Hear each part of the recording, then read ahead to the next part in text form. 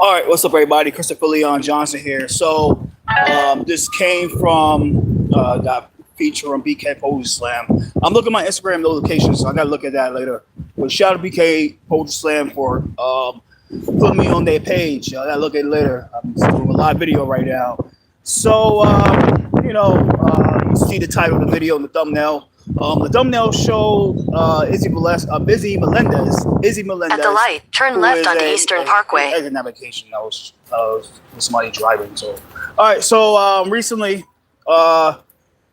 you see the video. I'm gonna put a link of the video into the Instagram to the page. Hope you got watch on my main page of a rally, like a little picket / rally the Dirt VJ had with two elected officials of Alex Gores, a person that I respect.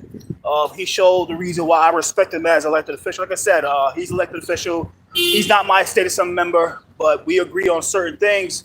And with especially the e-bike situation, the moped stuff, Alex Gores has proven to me that he really cares. Like I said, he's only one of the state assembly member. He's one elected official. He only do so much as one person. Well, I respect him because he actually at least he listens. You know what I mean? Unlike the other guy we see in the video, Tony Simone, that doesn't listen. That if you understand about Tony Simone, the way he got to the state assembly was through a lot of dirty shenanigans because he used to work for Richard Godfrey, and he's the same guy that got Eric Botcher his job as the chief of staff to the speaker of the former speaker of city council, Corey Johnson. So there's a clip of Eric Botcher endorsing Tony Simone. If I find that clip, I'll just put it on another. I don't do live editing. So, but there's a clip of Eric Botcher endorses Tony Simone for the initial 2022 seat, which came an open seat because Richard Godfrey retired as a state assembly member, and he said the old man gave him a job, and the old man is Tony Simone. So, but Tony Simone, like, if you understand about Tony Simone bullied his way. He did a lot of dirty shenanigans by threatening unions. Like, well, if you don't support me, and I'm gonna win anyway because I did certain things in place to split the vote against Layla Glisco, because Layla was the second supposed to really win that, but Tony put Chris and he put Harris and Marcus in a race to make sure that he gets the victory, and they split the vote against Layla Glisco, and now he's state assembly member. So he did a lot of dirty shenanigans to be the next state assembly member, to be a state assembly member for that district. So both of them, they came today. Both of those two came today and supported the union today. I give Alex Gores, like I said, I give him a lot of props because he was the only one that listened to Raul. I was recording the event in my personal capacity. I was not media. I was not press that day today. And it's something that made clear because I lost my press pass, not through legally. I lost it on the street. I was covering a rally. I covered a rally and I lost it on the street. So I filed a police report at the first precinct. I think it was Monday when I found out. I had to go to the MOM and they said, like, yo, you got to go to cops and you got to file a report, get a number, get it printed at one police plaza, and we go get new shit. All right, no problem. I got to do that later, probably next week, like that. But it's all good. But going forward, guys, you see the video, you see what happened. Nobody can lie. Nobody can say what happened. At the end of the video, it was a longer video than the other one you see. Alex Gores spoke to Raul off the record. I had to go to some other business for other people. But let me explain what happened, right? And this is one thing that I saw today, and it's on the video, and it's something I want to talk about, right? This is what I want to talk about, right?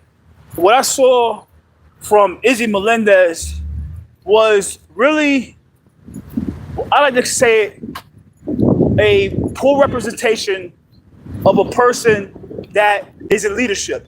Is a poor representation of a person that's in leadership. Like I said, Raul had the right to say what he said about the union. Like anybody in the union had the right to say what they say about the union, right? But you as a leader, and you in that position as a vice president of the union, you're one of the vice presidents of the whole union. Like you're you're not even no longer you oversee the security, but you're mainly one of the vice presidents of the executive board. You, Izzy Melendez, you need to know how to control yourself.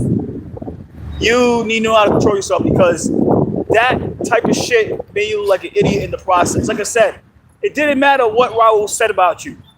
You had no right to fucking act up like that. You had no right to act up like that, man. Like, you made it look like a damn idiot by doing that. You saying that you don't know what you fucking with. Don't fuck with me. Keep playing around. I'm going to fuck you up. You know, it was just like really childish of a person that has, 23 years in the union as a union leader. You was a big time, you was an organizer during the security division, and you went up the ranks, and now you're one of the vice presidents of the union. With 23 years on the belt, you should have known better to not like stoop yourself to that level and threaten Raul, curse at Raul, want to fight him because he want to speak to you, and he has an opinion that you don't want to hear. Now, everybody has a right to say what they say, right? If you're a person in leadership, you just like to just give a person time of day. Or you want to, like I said, he just only wanted to speak.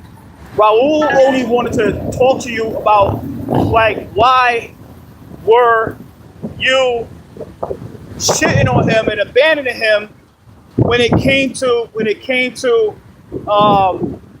his grievances about his time at FIT. Now, one of the guys that was there, like I said, I don't know this shit about. He's trying to do whatever he had to do to appease the union. It was really toxic, and it's still toxic to this day because you have two leaders named. You have one senior security manager. All right, so sorry about that. He not only oversees the in-house security, he oversees the contract security. Now, when it comes to in-house security, guys, I did security for almost about 10 years, right? Since 2012, I left in 2021. I just didn't feel like doing it no more. I got too tired, so I stopped doing it, and now I'm doing media. That's my thing right now. I'm doing media, political media, and I'm doing way better, guys. Like I said, I'm not making it, but I'm doing way better because my mindset's way better than before. But going forward, right now, when you work security, when you work for a contract security company and then you work at the same time with an in-house security, it can get real toxic. It can get really, really toxic because when you're in the contract security, it doesn't matter if you're under 32BJ or not 32BJ. You are subject to more abuse and more exploitation as a guard than the in-house security, because the in-house security, they report directly to the management, right? Directly to management. So let's say like FIT, the in-house security would be like mostly your state security, like your state, like SUNY security, right? SUNY security, SUNY peace officers, right? They report directly to the school. They report directly to the security director and the president of the school and the general counsel of the school, like FIT. They report to those three: general counsel, the security director, and the president. Now, the general counsel will do some orders because that's the lawyer. That's the in-house lawyer of the school. They have to obey those orders. The president of the school will say do something, they gotta do it. The security director gotta do something. But the main one who got to oversee all security is the president of the school. Now, when you work as in-house inside the school, the president will say, "Look, I need you to go watch this location." You can't say no. You say no, you get fired. Now, when it comes to your contract security, you report not only your company, like your field supervisor or your site manager. You got to report to the security manager. Now, it can get real exploitative in a heartbeat, and I'm gonna explain it right now, and I'm gonna really explain. I'm gonna go to the part. I'm gonna explain this, right? How can get real exploitative in a heartbeat? Because what happens is, let's say you're a guard. You're licensed by the state of New York. You're a guard. Now, there's a certain amount of in-house guards that don't want to do their job. And what they like to do is they like to make you do their job. And then when shit happens, they're going to take all the credit, or they're going to throw you under the bus. you will never get all the credit for what you done. They will take all the credit that they're gonna get for your work, or when it go all bad, they will throw you to the wolves. And another thing that happens when you work hand in hand with in-house security is the site managers and the site managers and the managers that like the public safety directors, they work hand in hand to abuse you. They work hand in hand to abuse you. And what happens is, like I said, Raul was really correct. Like these guys go out and curse the shit out of the guards. They curse at roll call. They say things that shouldn't be said. Really unprofessional things that happen. They say a lot of unprofessional language on the job in front of the officers, and not every officer is going to appreciate what anybody curses. And that's the thing. Not everybody's going to appreciate a potty mouth. And Raul is right about that. He is totally correct. Now, when it comes to really dealing with, like, say, like this site, right, the FIT site, you have a shop steward. A shop steward's job is to protect the guards. They're supposed to protect the guards and fight for the guards. Now, what usually happens is, I used to be a shop steward, and I'm not proud of it. I used to be a shop steward of the MTA Eastside Access. I am not proud of it. I am not proud of this stuff. I understand the shop stewards of how the shop steward is going through, because as much as you want to do the right thing, it's hard to do the right thing, because once you start doing the right thing, you become public enemy number one. You become public enemy number one, not only with your company, you become it with your job site. And they'll do anything they gotta do to set your ass up and fuck you over. So it's a lot that the shop stewards could do, but they don't want to do it because they're scared. Now, the ones that really does the right thing and fight for their workers, they put a lot on the line when they do that. And I commend them for doing that. And myself, like I said, I used to be a shop steward with MTA Eastside Access, and I'm not proud of how I handle myself as a shop steward. Like I said, I was doing the same thing that man was doing. You know what I mean? Like not doing the right thing for the members, only care for myself, only care for the best interest of me and not for the members. And I'm not proud of that. But so I understand where it's coming from. Understand this. I understand this. Now, trains are horrible. Yeah. Now, going forward, guys, when it comes to the situation with Raul, like, and I get it, Raul is a rebel, and I love that. I love him because he's a real good guy. He has a great heart, and he's a rebel. He's a company rebel, and he went against the grain. And then what happened, and I understood what happened was fucking bad. We gotta go shopping.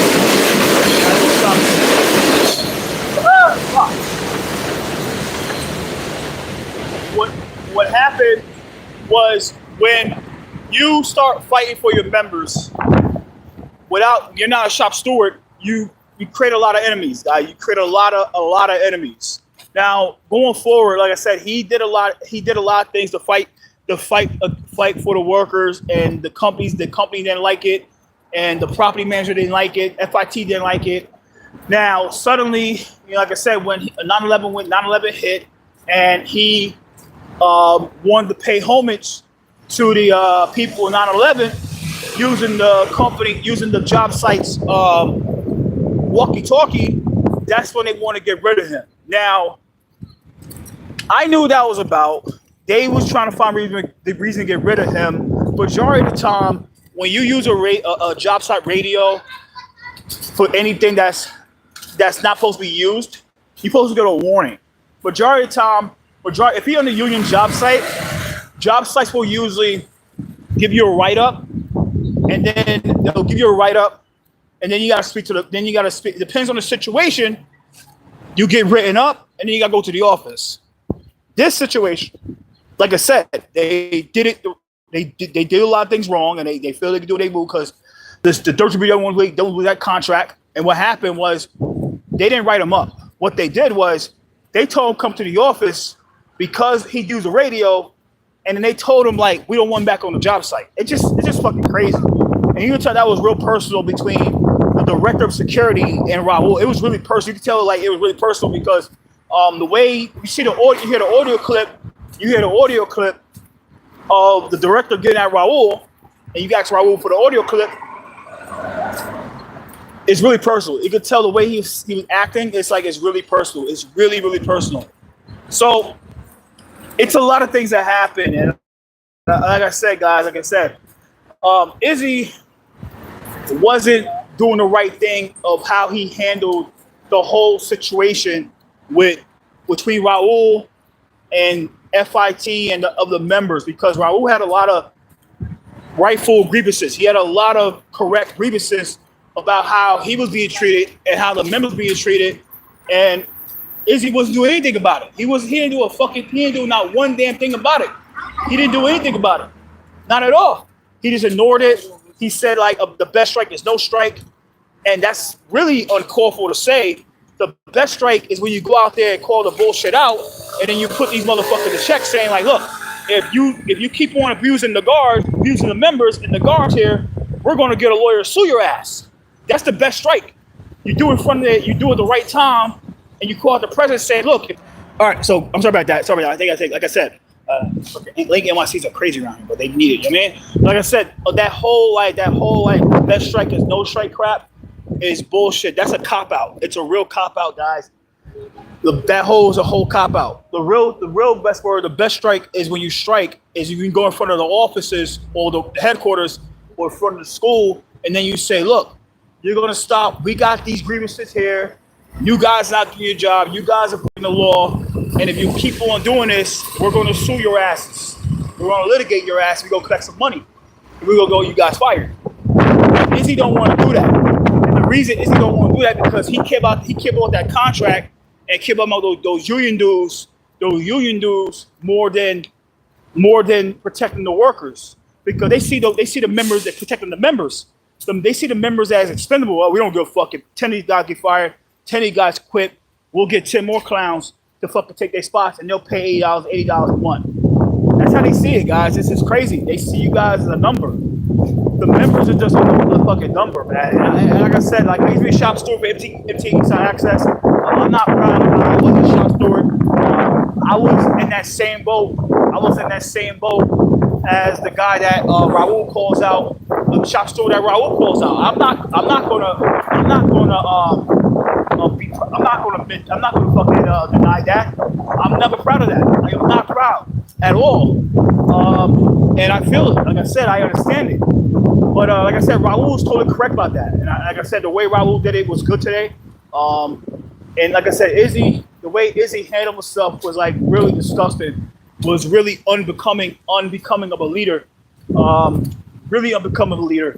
Like I know myself, and I think people that watch my shit and know my situation that happened with Liga Grappa, when I ran around Chinatown and I threatened her, and I got kicked off community board and all that wild shit. Everybody know what happened. But like I said, if I said that to anybody, you don't know who you playing with, you don't know who you fucking with, I'm gonna fuck you up.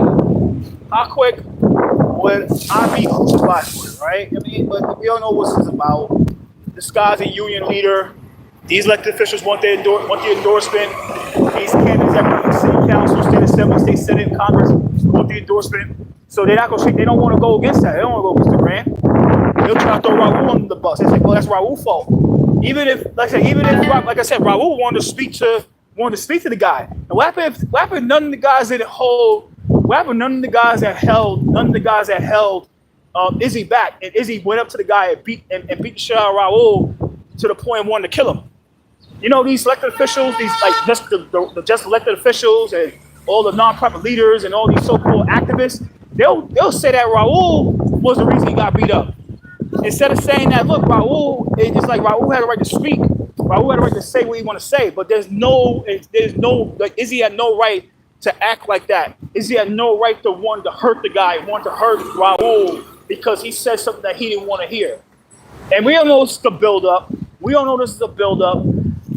And this is all a build-up. Guys. Today was all build up to today because Raul went in front of the headquarters and called his ass out. Then he went to the what's the other shit again? What's the other spot? the rally they had for the security workers at Bryant Park, and he called their asses out. Then he went to what's the other spot again? What's the other spot again? Oh, these are nice dogs, by the way. These are beautiful dogs. Real beautiful dogs. Woo, beautiful dogs, guys. Beautiful dogs. Thank you. What kind of dogs are those? He's a Cavapoo. Cavapoo. All right, cool. Thank you. Yeah. So, let me take a video, guys. A Cavapoo, yeah. So I'll take some videos of the dogs. It's a beautiful dog. Cute blue dog. I love blue. Blue my favorite color. So going forward, guys. So going forward, guys. Like, it just crazy. Like I said, then he went to the Bryant Park rally, got at Izzy from there.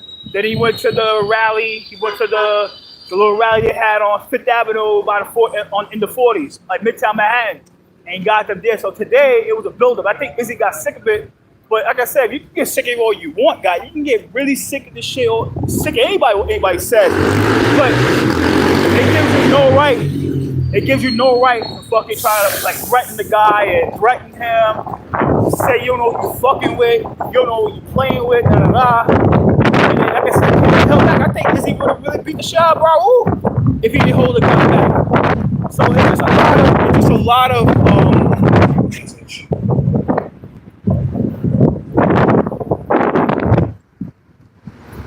Oh, you shut up. You shut up, Jay. So going forward, you shut up. You shut up. I don't give a shit. So, let me hide that. So going forward, guys, it's just what it is, man. Like I said, it's just fucking wrong how Izzy handled himself today. It was really foul. It was really wrong how Izzy handled himself today. It was really wrong. Like I said, Raul had the right to say what he had to say. And the only reason Izzy got him like that because Izzy didn't want that shit to get out there. He didn't want that to get out there. He said, I used to be working with Izzy, and I'll make this clear. I'll say this up there. I used to work on Izzy. He helped me out a few things. I mean, I'm not going to take that away. Like I said, I'm not going to bash him. He helped me out when I was sick shit, and I'm not going to carry him. But it was just so right of Izzy to get at him like that. I don't give a fuck what you don't like about him. You have no right to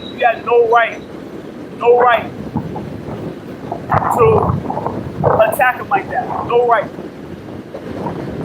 Yeah, no right. It's wrong. Really wrong. It was just really, really wrong. Really, really wrong of how that was handled. Really handled. Like I said, Raul's a human being. He had the right to say what he had to say today, and he had no right to say that. Right to do that to him, man. Like I said, I mean, like, Jesus Christ. But like I said, it's a lot of shit that's going on. The union, man, like I said, the union need to really, like I said, they'll probably talk to him, but they need to really talk to him because talk to Izzy about that, because that was like a bad representation of the union today. It was a real bad representation of the union, of Dirk BJ, of a vice president on the executive board of the union to go off like that, to really go off. Raul never threatened him. Raul never threatened the guy. He never said anything out of pocket. He just said what he felt about him and the way he was doing things. And the way he's doing things, it's just not right for anybody that's here. The union should be fighting for the interest for everybody. They should fight for everybody, not only for select few, and not only for the managers. Shouldn't be like that, guys. Like, I mean, that's my opinion. That's my opinion, guys. It's my opinion. But going forward, like I said, it was really, really uncalled for. And I commend Raul because I think he was surprised of like what went down today with this guy. The way he handled everything. So yeah. It's really, really wrong. really become a leader. Like I said, he's not gonna get fired. He's not gonna get removed. I don't think anything will happen to Mr. Izzy Melendez because of that. But like I said, just real unprofessional. Really unprofessional. Really unprofessional of what I saw today. I mean, really unprofessional. And I want to log off here. I want to give my thanks to Danique Martinez for coming out there supporting. Shout out to Danique Martinez. Subscribe to his channel. Subscribe to Danique Martinez. He showed up today. I didn't have to say bye to him because I had to go. I had something to do other than Queens. So, yeah. So, that's all I gotta say. You know? I'm gonna log off. That's all I gotta say. Take care.